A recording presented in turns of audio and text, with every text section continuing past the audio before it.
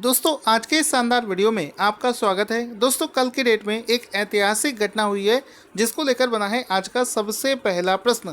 Question यहाँ पर क्या बनेगा वो समझते हैं। क्वेश्चन बनेगा कि भारतीय नौसेना के इतिहास में पहली बार किस दो महिला अफसरों को युद्ध पोत पर तैनात किया जाएगा। अभी तक क्या हो रहा था कि भारतीय नौसेना में महिलाओं का रिक्रूटमेंट तो हो रहा था, लेकिन उन अफसरों को युद्ध पोत पर तैनात नहीं किया गया था। पहली बार ऐसा हो रहा है कि महिलाओं को भारतीय इतिहास में पहली बार, नौसेना के इतिहास में पहली बार दो महिलाओं को युद्ध पोत पर तैनात किए जाने की घोषणा करी गई है।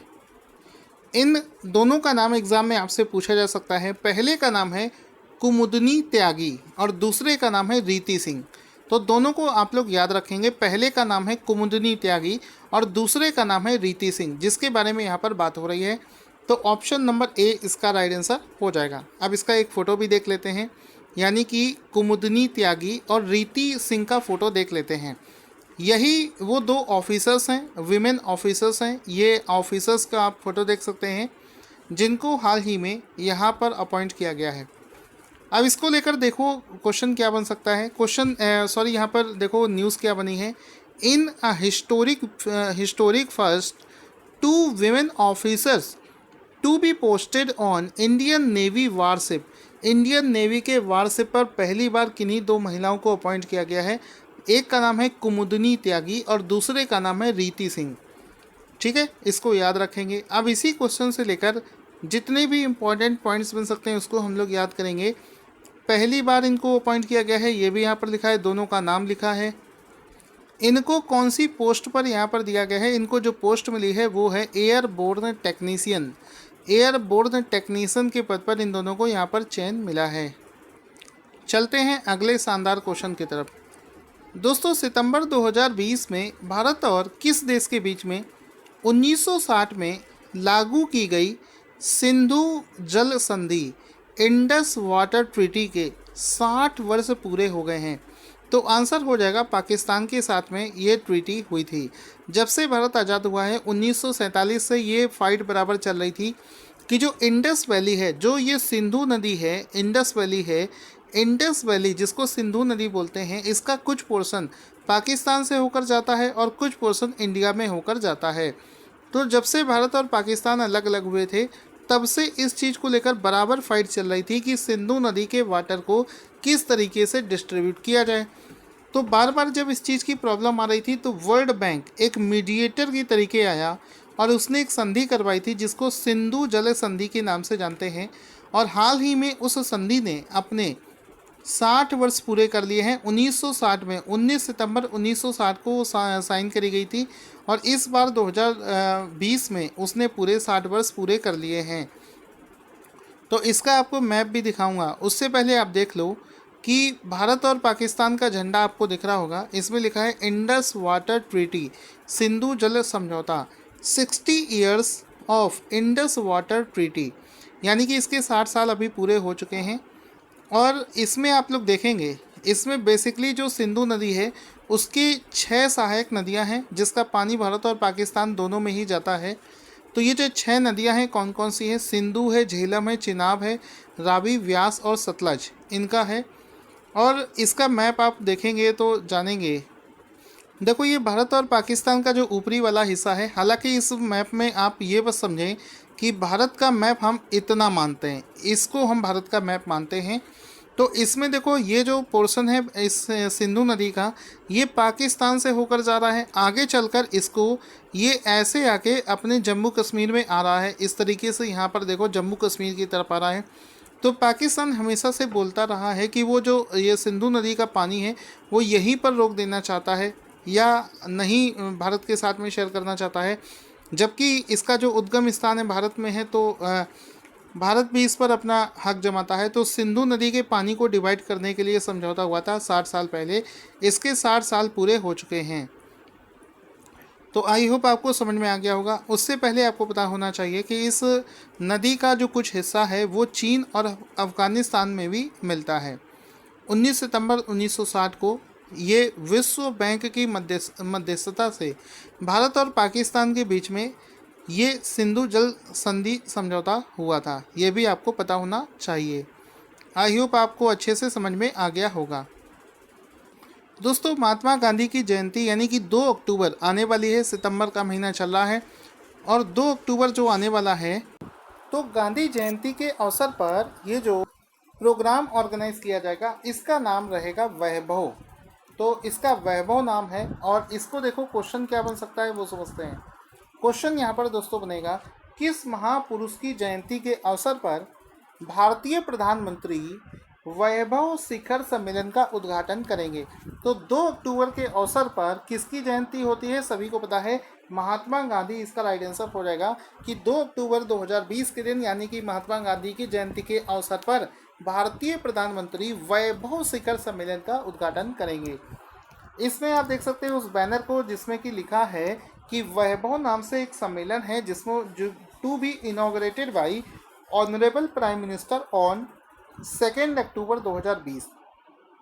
इसमें आपको वैभव का फुल फॉर्म भी दे रखा है। वैभव का मतलब हुआ वैश्विक भारतीय वैज्ञानिक समिट, ये इसका पूरा नाम हो जाएगा। वैश्विक का VAI लिया गया है, भारतीय का BHA लिया गया है और वैज्ञानिक का V तो मिलकर बना है वैभव प्रोग्राम। इसमें नाम से ही पता चल रहा है कि भारतीय वैज्ञानिक समिट है यानी कि ग्लोबल समिट है, जिसमें कि जितने भी भारतीय साइंटिस्ट हैं जो कि अलग अलग देशों में हैं या इंडिया में हैं, उन सभी को लेकर एक समिट ऑर्गेनाइज किया जाना है। दोस्तों, बिल्कुल इसी प्रकार से करंट अफेयर्स का अगला जो प्रश्न बनेगा उसमें क्या है, डेस्टिनेशन नॉर्थ ईस्ट 2020 का एक त्यौहार है।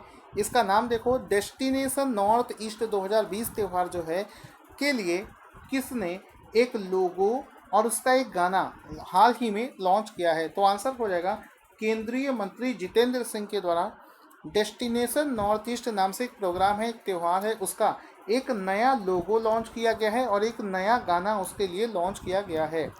तो इसमें आप देख सकते हो, इसमें देखो ये पूरा इसका बैनर आपको दिख रहा होगा कि डेस्टिनेशन नॉर्थ ईस्ट 2020, ठीक है। ये एक त्यौहार है जिसको ministry of development of north eastern region के तहत मनाया जा रहा है।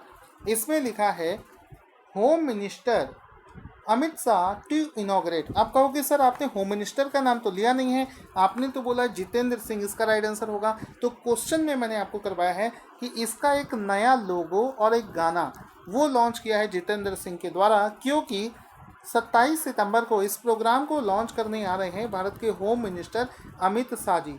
तो वही चीज़ इसमें लिखी है। और एक और एक्स्ट्रा क्वेश्चन आपको मिल जाता है जब आपसे कोई पूछे डेस्टिनेशन नॉर्थ ईस्ट प्रोग्राम को, इस त्यौहार को इसका लॉन्च कौन करेगा, इसको तो आंसर हो जाएगा कि home minister Amit Shah to inaugurate, इसको इनॉग्रेट करेंगे डेस्टिनेशन नॉर्थ ईस्ट 2020 फेस्ट को, जो कि सितंबर 27 को मनाया जाएगा। अभी आप इसका एक वो फोटो देख सकते हैं जिसमें डेस्टिनेशन नॉर्थ ईस्ट का लोगो लॉन्च किया गया है, एक गाना इसका लॉन्च किया गया है, उसका फोटो आप यहाँ पर देख सकते हैं जिसमें जितेंद्र सिंह ने इस लोगो और गाने को लॉन्च किया है। ठीक है, तो ये मीटिंग सभी ऑनलाइन ऑर्गेनाइज करी जा रही हैं, तो ये चीज़ आप लोग अच्छे से समझकर चलना। इसके बाद में क्वेश्चन है, करंट अफेयर्स का अगला प्रश्न बनेगा कि वर्ष 2035 तक दुनिया का पहला वाणिज्य हाइड्रोजन विमान, कमर्शियल हाइड्रोजन एयरक्राफ्ट लॉन्च करने के लिए कौन सी विमान कंपनी ने घोषणा करी है। तो आंसर हो जाएगा एक विमान कंपनी है जिसका नाम है एयरबस। उसने अनाउंस किया है कि उसके एक्सपेरिमेंट अभी चल रहे हैं और हो सकता है 2035 तक वो दुनिया का पहला कमर्शियल हाइड्रोजन एयरक्राफ्ट लॉन्च कर देंगे, जिसके रिगार्डिंग अभी जो उनकी तैयारी चल रही है, उन्होंने एयरबस 0 नाम से अपना ये एयरक्राफ्ट तैयार किया है, जिसमें देखो लिखा है Airbus unveils 3 hydrogen powered zero emission aircraft to be operational by 2035 तक इसको ऑपरेशनल बना देगा एयरबस के द्वारा। हाल ही में ये चीज़ अनाउंस करी गई है।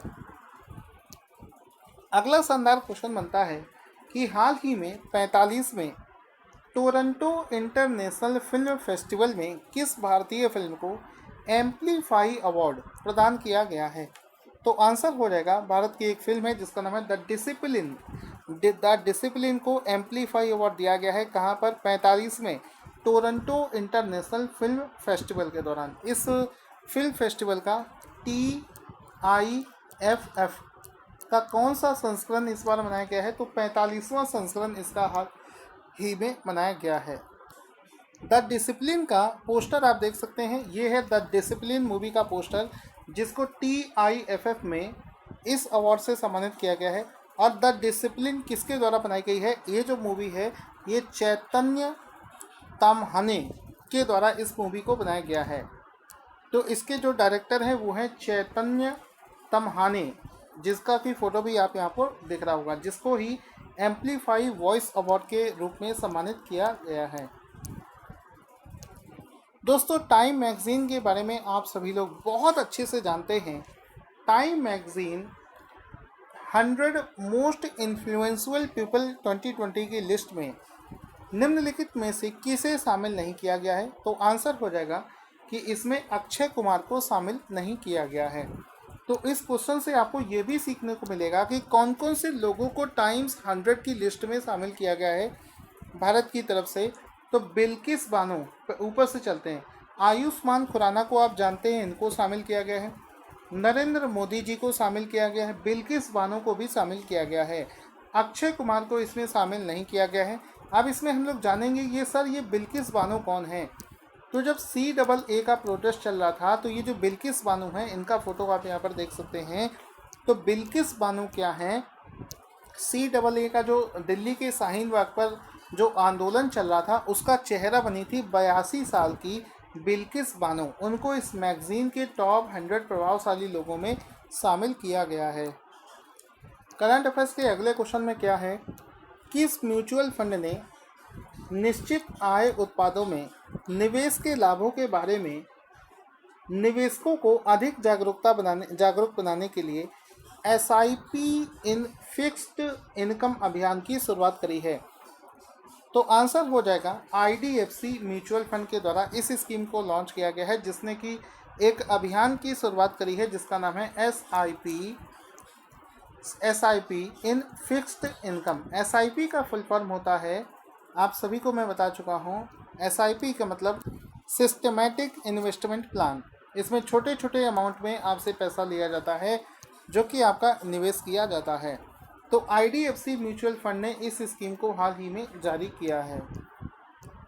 अगला प्रश्न है, वोल्वो कार इंडिया ने Volvo car financial services launch करने के लिए कौन सी बैंक के साथ में साझेदारी करी है? तो HDFC बैंक इसका राइट आंसर हो जाएगा, जिसने हाल ही ने वोल्वो के साथ में करार किया है। तो इसमें आप देख सकते हो वोल्वो कार इंडिया ने वोल्वो कार फाइनेंशियल सर्विसेज के साथ में मिलकर HDFC बैंक के माध्यम से इस नई सर्विसेज की शुरुआत करी है। अगला प्रश्न बनेगा, इंटरनेशनल रेड पांडा डे प्रतिवर्ष किस दिन मनाया जाता है? तो आंसर हो जाएगा सितंबर के तीसरे शनिवार को मनाया जाता है। तो international day of red panda day प्रतिवर्ष तीसरे शनिवार को सितंबर के मनाया जाता है। वर्ष 2020 में ये जो दिवस है 19 सितंबर 2020 को मनाया गया है। तो ऑप्शन नंबर बी इसका राइट आंसर हो जाएगा। दोस्तों, आज का क्वेश्चन जिसका आंसर आपको देना है कि चीनी फर्म के द्वारा प्रमुख भारतीय नागरिकों जैसे कि प्रेसिडेंट हो गए, सेना प्रमुख हो गए, इन पर डिजिटल निगरानी की रिपोर्ट तैयार करने के लिए केंद्र सरकार के द्वारा गठित एक जो समिति है उसके अध्यक्ष कौन है? अपना आंसर कमेंट बॉक्स में लिखना ना भूलें। Thank you for watching this awesome video.